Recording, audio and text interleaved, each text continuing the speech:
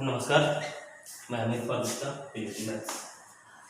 आज हम लोग एक्सरसाइज 5.1 का क्वेश्चन नंबर 19, 21 और 22 डिस्कस करेंगे। इसके पहले वाले वीडियो में मैंने क्वेश्चन नंबर 20 डिस्कस किया था। वो बहुत ही सिंपल क्वेश्चन था कि F X equal to sine square X minus X square minus sine X plus 5 is continuous at X equal to 5 यानी कंटिन्यूअस प्रूव करना। आज हम लोग क्वेश्चन नंबर 19, 21 और 22 डिस्कस करना चाहते हैं। तो क्वेश्चन नंबर 19 की ओर बढ़ते हैं। इस क्वेश्चन में दिया है कि F X equal to X minus greatest integer function X is discontinuous at all interior points. यानी देखिए ये जो है किसी भी इंटीग्रल पॉइंट पे कंटिन्यूअस नहीं होगा। तो मैं क्या करता हूँ, इसमें एक इंटीजर कंसीडर कर लेता हूँ arbitrary. Let x equal to k be any integer। अब मैं ये दिखा दूंगा कि ये इस इंटीजर पे ये फंक्शन कंटिन्यूअस नहीं। तो आप क्या करोगे, लेफ्ट हैंड लिमिट निकालोगे। Left hand limit at x equal to k, ये आप लिखोगे limit x tends to k minus F X. Limit x tends to k minus F X. तो आप क्या लिखोगे, limit x tends to k minus F X की जगह आप लिखोगे क्या, x माइनस बॉक्स x। अब यहां पर देखिए k माइनस जैसे मान लीजिए कि k की जगह 3, तो 3 माइनस कहने का मतलब क्या होगा 2.999 इस टाइप का। अरे 3 के अप्रोक्स में है लेकिन 3 से छोटा है, और बहुत ही ऐसा नहीं कि 3 से बहुत ज्यादा छोटा, थोड़ा छोटा। तो आप ऐसा समझ सकते हैं।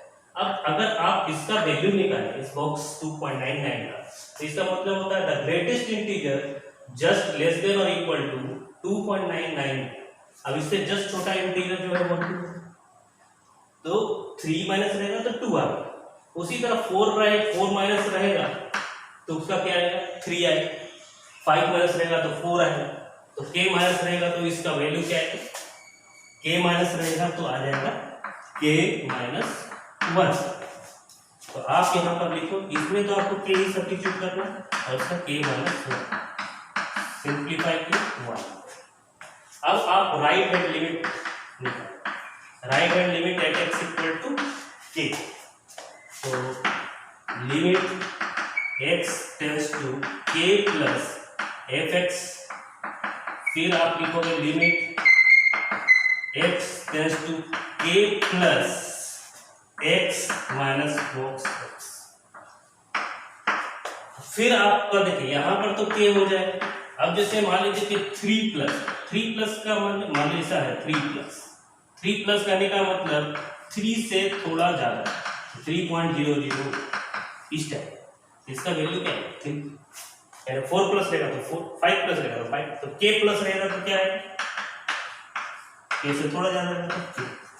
तो यहाँ पर इसका जो बॉक्स x का वैल्यू k होगा यानी 0। तो आपने यहाँ पर देखा left hand limit right hand limit दोनों सेम नहीं आया, मतलब वो k पे कंटिन्यूअस नहीं है। देयरफॉर f इज, आपको एक्चुअल वैल्यू भी निकाल सकते हो लेकिन जरूरत नहीं पड़ रहा। f is not continuous at x equal to k, that is at any integer। क्योंकि k हम लोगों को क्या दिया था, कोई भी एक इंटीजर दिया।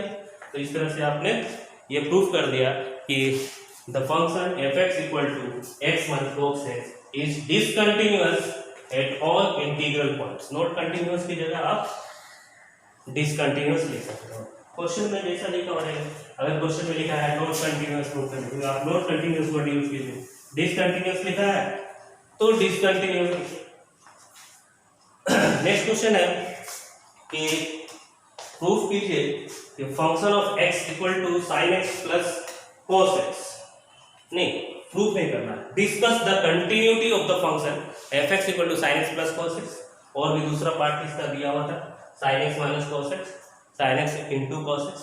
तो मैं केवल इसका ए पार्ट ही डिस्कस कर रहा हूँ। क्वेश्चन है तो हम लोग इसका सोचते हैं कि इस फंक्शन का डोमेन क्या है और इस फंक्शन का डोमेन क्या है। प्लस में है तो पहले इसका डोमेन और इसका डोमेन देखें। और जो कॉमन डोमेन होगा वो पूरा फंक्शन ऑफ एक्स का डोमेन होगा। तो साइन एक्स का डोमेन होता है आर, कॉस एक्स का भी डोमेन होता है आर, तो कोडोमेन ये कॉमन हो गया उसका आर, तो डोमेन हो गया। अब इसका कंटिन्यूटी चेक करना है, ये डोमेन के हर एक पॉइंट पे चेक करना है, तो let C belongs to domain R be arbitrary. अब यहाँ पर left hand limit at X equal to C निकालिए, आपका निकलेगा limit X tends to C minus F X, limit X tends to C minus F X की जगह sine X plus cos X, तो sine C plus cos C ये आपका निकल गया। उसी तरह से आप राइट हैंड लिमिट भी निकालोगे तो वो भी आपका सेम ही निकलेगा, क्योंकि सेम फंक्शन यूज कर रहे हैं। तो मैं यहाँ पर स्किप कर दे रहा हूँ, ये साइन सी प्लस कॉस सी आएगा, और जब आप एफ सी निकालोगे वो भी सेम वही आएगा, साइन सी प्लस कॉस। तो इसका मतलब क्या है, आप खुद लिख दोगे therefore F is continuous at x equal to c, but c is arbitrary, therefore f is continuous function। क्योंकि सभी c तो arbitrary point इन डोमेन के हर एक पॉइंट पे कंटिन्यूअस है, तो f कंटिन्यूअस फंक्शन। तो इस तरह से sin x plus cos x में भी सेम वही प्रोसेस चलेगा, माइनस माइनस आ जाएगा, इनटू रहेगा तो उसमें भी वही आएगा। अब आते हैं discuss the continuity of the cosine function, cosecant function, second function and cotangent function. Cosine function means f(x) equal to cos x, cosecant function means f(x) equal to cosec x, second function means f(x) equal to sec x, cotangent function means f(x) equal to cot x।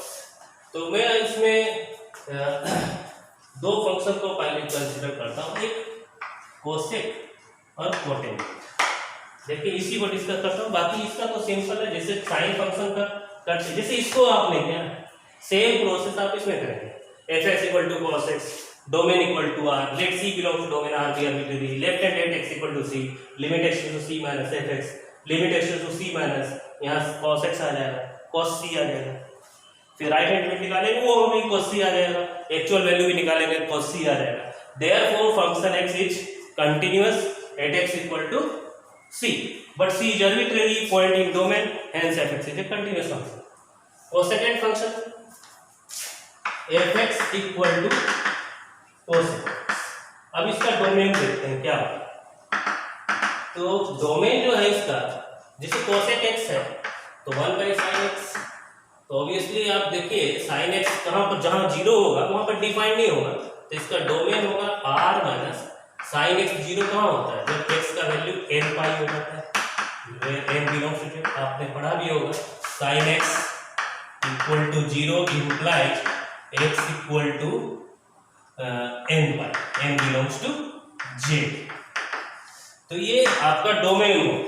अब आगे का step बहुत ही simple है, आप फिर से उसे लिखिए, let c belongs to domain r minus x equal to n pi, n belongs to j, be arbitrary. अब उसके बाद आप क्या करोगे, left hand limit at x equal to c, तो left hand limit at x equal to c, तो limit x tends to c minus fx, तो limit x tends to c minus cosec x equal to cosec c। Right hand limit निकालेंगे, जहां c minus है वहां पर आपको c plus कर देना है, वहां cosec c आएगा, और एक्चुअल वैल्यू में भी cosec c आएगा, और c यहां पर n पाई लेंगे तो डिफाइंड हो जाएगा 1 के cosec c। ठीक है, अगर c का वैल्यू n पाई होता तो cosec c डिफाइंड नहीं हो पाता, इसलिए वो fc भी एग्जिस्ट कर रहा है, और तीनों वैल्यू सेम आ गया। That means fx is continuous. at C, but C is arbitrary. C is arbitrary point in domain, hence fx is continuous function. जैसे आपका सेकंड फंक्शन है, सेकंड फंक्शन रहेगा तो आप क्या लिखोगे, fx equal to sec x, और sec x का डोमेन क्या होता है, तो इसका डोमेन के बारे में ये देखिए आपका होता है ये 1/cos x, cos x जहां पर भी 0 होता है, अब cos x 0 कहां होता है, जहां पर x का वैल्यू π/2 हो जाता है या ओड मल्टीपल ऑफ π/2, तो आप इसको ऐसे लिख सकते हैं x such that x equal to odd multiple of π/2 and 2n plus 1 π/2 and belongs to z. अब नेक्स्ट स्टेप बहुत सिंपल है, जैसे इसका कि late C belongs to domain, या पूरा नहीं लिखना है तो छोड़ दिया, late C belongs to domain B arbitrary, then left hand limit at x equal to C, उसमें sec C आ जाएगा, right hand limit at C उसमें भी sec C आ जाएगा, और एक्चुअल वैल्यू में भी सेम आ जाएगा, तो तीनों वैल्यू सेम है, that means fx is continuous function. उसी तरह कोटेंजेंट है, यानी cos x by sin x है, तो sin x है तो उसका भी डोमेन आपका जो है यही है कोटेंजेंट फंक्शन का, और टेंजेंट फंक्शन का जो डोमेन आएगा वो सेम ही आपका ये है, क्योंकि वो sin x by cos x होता है, तो cos x यहाँ 0 हो तो उसको छोड़ देना। तो इस तरह से आप जो है इस क्वेश्चन को कर सकते हैं। नेक्स्ट क्लास में क्वेश्चन नंबर 23, 24, 25 हम लोग डिस्कस करेंगे, वो काफी इंपॉर्टेंट है, तो उस वीडियो को भी देखिए, उससे रिलेटेड क्वेश्चन भी आता है। और ये सब क्वेश्चन जो है काफी बहुत ज्यादा लेंथी नहीं है, अगर आपने 2-4 क्वेश्चन आप इस तरह के बना लिए और आइडिया रखा कि हाँ डोमेन लिख के आपको सी लेकर चलते हैं, फिर आसानी से सॉल्व हो जाता है, तो इसमें ज्यादा कोई दिक्कत नहीं आएगी। फिर मिलते हैं नेक्स्ट वीडियो में।